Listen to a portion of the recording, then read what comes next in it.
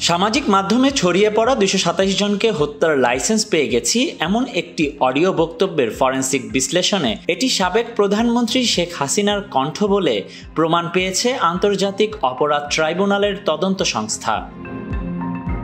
শেখ হাসিনার এমন মন্তব্যের পরিপ্রেক্ষিতে আদালত অবমাননার অভিযোগে তাকে ট্রাইব্যুনালে হাজির হতে দুটি জাতীয় দৈনিকে বিজ্ঞপ্তি প্রকাশের নির্দেশ দিয়েছেন আন্তর্জাতিক অপরাধ ট্রাইব্যুনাল। রবিবার ট্রাইব্যুনালে এ আদেশ দেন।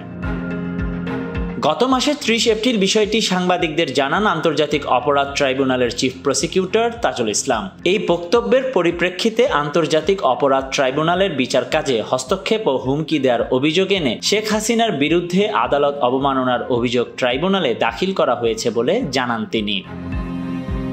চিফ প্রসিকিউটর বলেন, অনলাইনে ছড়িয়ে পড়া একটি অডিওতে একজনকে বলতে শোনা যায়, আমার বিরুদ্ধে ২২৭টি মামলা হয়েছে, তাই ২২৭ জনকে হত্যার লাইসেন্স পেয়ে গেছি। তদন্ত সংস্থা এই অডিওর ফরেনসিক পরীক্ষা করে তা শেখ হাসিনার বলে নিশ্চিত করেছে। Desk report, news now 24।